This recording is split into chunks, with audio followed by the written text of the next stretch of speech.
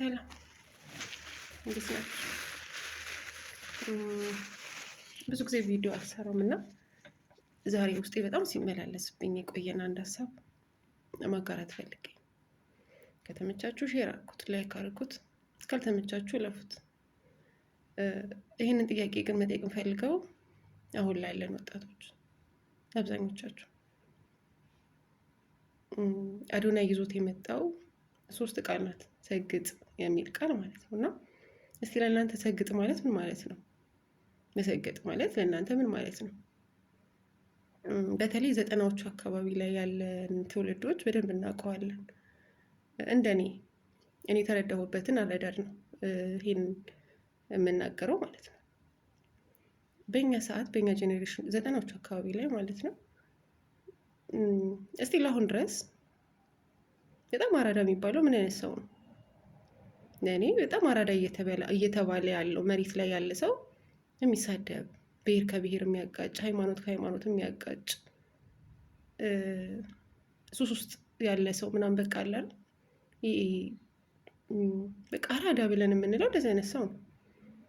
ሰገጠ ወይ ፋራ ነው ብለን የምንለው ሰው ደግሞ ሃይማኖተኛ የሆነ ሰው፣ ሃይማኖቱን የሚያከብር ሰው፣ ተደጋጋሚ የጸሎት መጽሐፍ እና ነጠላ ለብሶ የምናየው ሰው ኧረ እሱ እኮ ፋራ ነው ሰገጤ ነው አይደል የምንለው።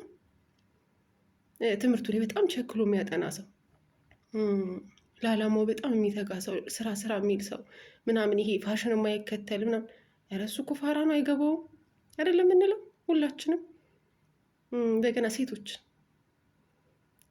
ነይ እንጨፍር፣ ነይ እንጠጣ፣ ነይ እንተኛ ሲልሽ አይ ስትዩ ምን ፋራ ትሆኛለሽ አይገባሽም እንዴ አይደለም የሚባለው። ስለዚህ አራድነት እንደዚህ አይነት ተግባሮች ላይ የሚሳተፉ ሰዎች ናቸው አራዳ ተብሎ በዚህ ሰዓት የሚጠሩት። ስለዚህ አዶናይ ደግሞ የአሁን ጄኔሬሽን ነው፣ የአሁን ወጣት ነው። ስለዚህ እንደ ጊዜው ነው ትርጉሙ ሊረዳው የሚችለው። ምናልባት ትልልቅ ሰዎች ምናምን አስቆጥቷችሁ ምናምን ሊሆን ይችላል፣ ካለመረዳት የተነሳ ነው ብዬ አምናለሁ። ምክንያቱም መሬት ላይ ያለው አራዳ ብለን የምንለው ሰው እውነት የተማረው ሰው አይደለም፣ እውነት ያሳካውን ሰው አይደለም አራዳ የምንለው። አለባበሱን አሳምሮ ምናምን በቃ ለሰዎች ክብር የሌለው፣ ደረቱን ነፍቶ ምናምን ምንም ሪስፔክት የሌለው፣ ሃይማኖቱን የማያከብር ሰው፣ የማይፈራ ህዝብን ከህዝብ የሚያጋጭ፣ ጥላቻን የሚዘራ አራዳ ለእናንተ እንደዛ ነው አይደል? ስለዚህ እንደዚህ አይነት አራዳ ከመሆን ስግጥ ያልኩኝ ሰገጤ ብሆን ለእኔ ምርጫዬ ነው። ሃይማኖተኛ ሆኜ ሰገጤ በሉኝ፣ ለዓላማዬ ቆሜ ሰገጠች በሉኝ፣ ምንም ነው የማይመስለኝ። ትክክል መሰገጥ ማለት ያ ስለሆነ አሁን ላይ ያለው መሬት ላይ ያለው ማለት ነው። ለዓላማው የሚቆም ሰው፣ ህልሙን የሚያሳካ ሰው፣ ዓላማውን ለማሳካት የሚተጋ ሰው፣ ለቤቱ፣ ለልጆቹ፣ ለትዳሩ የሚተጋ ሰው፣ አብራችሁ ስላልጠጣ፣ አብራችሁ ስላልጨፈረ፣ አብራችሁ ፈታ ስላላለ ምናምን ሰገጤ አይደለ እናንተ። ስለዚህ እኔ እንደዚህ አይነት ሰው መሆንን እመርጣለሁ፣ መሰገጥን እመርጣለሁ። በተለይ ከዚህ በኋላ መሰገጥ መሬት ላይ ያለው እንደዛ ስለሆነ አዎ በደንብ እሰግጣለሁ። ለዓላማዬ ለህልሜ እቆማለሁ፣ ለቤተሰቤ ሰግጬ እሰራለሁ። ስለዚህ ማለት ልትረዱት ሞክሩ። እሱም ብቻም አይደለም፣ አማርኛው በራሱ ምን ማለት ነው? ሰገጠ ብለን የምንለው አሁን ላይ ያለው ማንን ነው? ምን አይነት ሰው ነው እንደዛ ብለን የምንለው? በፊት ላይ በእኛ ሰዓት ላይ አለባበሷን ያሳጠረች ሴት፣ ሜካፕ በጣም የምትጠቀም ሴት ምናምን፣ ወታ የምትጠጣ ሴት ምናምን፣ ውጪ የምታደር ሴት አራዳ ናት። ረጅም ቀሚስ የምትለብስ፣ ነጠላ ለብሳ ቤተክርስቲያን የምትመላለስ ሴት፣ ክብሯን የጠበቀች ሴት ፋራ ናት፣ ሰገጤ ናት አይደል?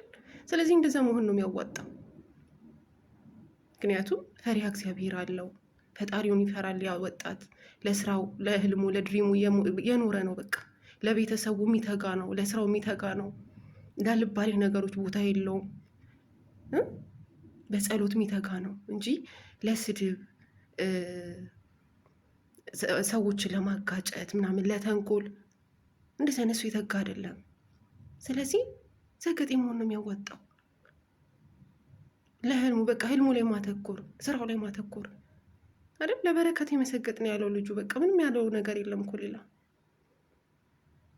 እና አንዳንድ ጊዜ እኛ ራሳችን በቆምንበት ጫማ ልክ ነው ሰውን የምንረዳው እና እኛ በተረዳነው ልክ ነው እየገመትን ያለ ነው።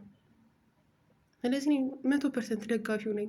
ምክንያቱም ሃይማኖቴ ላይ አተኩሬ ሃይማኖተኛ ሆኜ ሰገጤ በሉኝ፣ ለቤተሰቤ፣ ለትዳሬ፣ ለልጆቼ የፈለግኩትን አድርጌ ሰገጤ በሉኝ። ከእናንተ እኩል አጭር ቀሚስ ለብሼ ስላልጨፈርኩኝ፣ ስላልጠጣሁኝ፣ ያልሆነ ቦታ ላይ ስላልተገኘው፣ ቤተክርስቲያን ስላገኛችሁኝ፣ የጸሎት መጽሐፍ እጄ ላይ ስላገኛችሁ፣ ለቤተሰቤ ራሴን አንገቴን ዝቅ አድርጌ ስላገኛችሁ ሰገጤ ናት በሉኝ። ምክንያቱም ስለማውቀው አንዳንድ ጊዜ የዋህ ስትሆኑ ጅል አድርገው የሚያስባችሁ ሰው አለ። የዋህነትን እንደ ጅልነት የሚቆጥር ግን ተሳስታችኋል። የዋህ ሰው ጅል አይደለም፣ እያወቀ ነው የሚያልፈው። ለምን እንደሆነ ታውቃላችሁ? ለሌላ ሰው መኖር ምን እንደሆነ ስለሚያውቅ ነው። የዋህነት በጣም ዋጋ ያስከፍላል። በጣም ከፍዬበታለሁ። ከኔም አልፌ የምወዳቸው ቤተሰቦች ዋጋ ከፍለውብኝ ነበር፣ እኔ የዋህነት ማለት ነው። ስለዚህ ለዓላማዬ፣ ለህልሜ፣ ለሃይማኖቴ ስሰግጥ ሰገጤ በሉ። ያው በሉ። ብዙ ተስፋ የምቆርጥባቸው ነገሮች አሉ። ተስፋ ቁረጡ። እሺ እናንተ ምን ላይ ተስፋ እንደምትቆርጡ ታውቃላችሁ? እራሱ ተስፋ መቁረጥ ላይ፣ ወደታችሁ የሚጎትታችሁ ነገር ላይ፣ አልባሌ ቦታ ላይ ሊወስዳችሁ የሚሞክር ነገር ሰው ላይ፣ ሊጠቀምባችሁ የሚፈልግ ሰው ላይ፣ ሲኖራችሁ ሆይ የሚልል ሳይኖራችሁ ደግሞ የሚርቃችሁ ሰው ላይ ተስፋ ቁረጡ። ስራችሁ ላይ፣ አላማችሁ ላይ ሰግጡ። ሰግጡና ስሩ። ሰግጡና ተማሩ። ለነጋ ህልማችሁ፣ ለነጋ አላማችሁ ሰግጡ። አዛኝን ነው የምላችሁ። ሰግጡ። ያዋጣው እሱ ነው።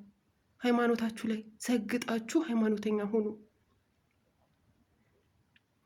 ምክንያቱም ሃይማኖታችሁን ስታከብሩ፣ ሃይማኖታችሁን ስትወዱ ፈጣሪን ታገኛላችሁ፣ ፈጣሪን ትፈራላችሁ።